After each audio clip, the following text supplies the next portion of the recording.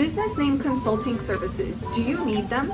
Are you an artist that's coming up with your artist stage name? Are you a business that's coming up with your business name for a product or service? Or are you simply starting an online shop and you have no idea what you're going to name your business and you're wondering if you need a consultant on your side? Listen, coming up with a business name can be one of the easiest things for some people, and that's because they already have a name in their mind. But there are a handful of people that don't know what they're going to name their business, and quite frankly, they need someone else's help. They need a consultant's help, a professional's help. And why is that? Why would somebody need help with a business name? Well, you see, there are a lot of unknown variables on the other side. Meaning, what if you step on somebody's toes? You could be choosing a name that is already in use, and you don't really know. What if you're choosing an artist name and somebody already has a similar artist name? You can be sure that there's going to be some kind of issue, if maybe not right away, maybe down the road. And so the reason that having a consultant on your side or somebody who can walk you through the process of choosing a business name is so that you can avoid those hurdles that you may be looking at down the road. Now, of course, they may be so far down the road that you can't even see them.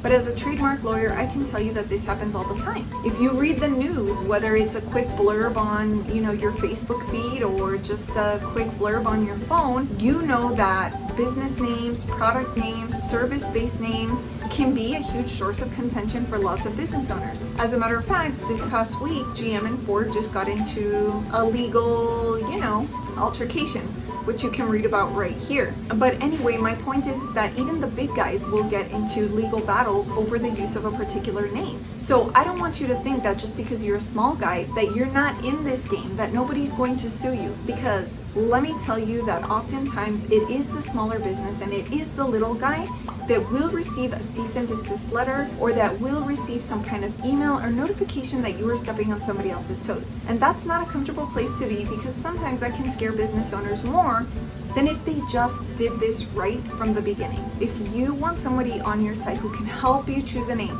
that reflects what your services are going to be, or just to make sure that the name is safe to use in the future, then I want you to scroll down and set up a consult with me. I promise that setting up a consult doesn't have to be long and drawn out, but it can be if you're going back and forth between a couple of names. We can do searches for you, we can do a lookup to see what else is out there. And maybe you're just in the position where you don't have a list at all. You just need help brainstorming a name. Maybe you're a rapper, maybe you're a sculptor, maybe you're a painter, or maybe you're somebody that's starting some kind of agency or some kind of online business, and you just need somebody on your side to help you go through ideas. Well, make sure that you set up a consultation down below, because this process should be fun and it should be exciting. I just want to make sure you have this one legal basis covered. And if that's important to you, then make sure that you set up a consultation by scrolling down below. Remember, it's always free to send me an email, but I want to talk to you because I want to know more about your business. And business name issues can become trademark issues,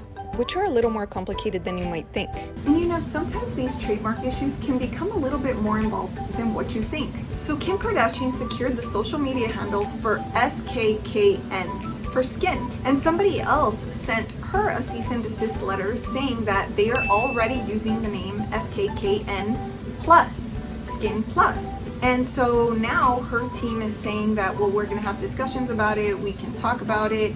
And so, big question mark as to how this is going to turn out, right? Since Kim Kardashian already secured all of the social media handles, you're wondering how come this other company didn't already secure the social media handles? So this is a situation that lots of business owners can find themselves in. Perhaps you're not active on social media. Maybe social media is not your preferred place of doing business. You don't really market in those channels or those avenues. And so that's how you can very easily end up in this situation that now involves lawyers wondering who was actually the first to use this name and who is actually entitled to those social media handles. And because Kim Kardashian, by many people's standards, would be considered a big player in the world of business, do you think that her name actually would allow her more leverage in being able to use those social media handles, or will applicable trademark laws apply here, where the first to use is the one who will trump? And so if you want to know what's going to happen, as do I, then make sure you stay tuned and you hit subscribe, because I will keep you updated. But anyway, all that to say that trademark issues can become kind of complicated. You know, you could have a registered trademark but not use the social media handles. You could use the social media handles and not have a registered trademark. And then it becomes this contentious situation where you inevitably have to involve lawyers. So anyways, if this video was helpful, make sure that you hit subscribe, and you already know what my tip is going to be, which is that you should secure your name with a registered trademark from the get-go, and then make sure all those social media handles are available for you to use. Until next time, folks.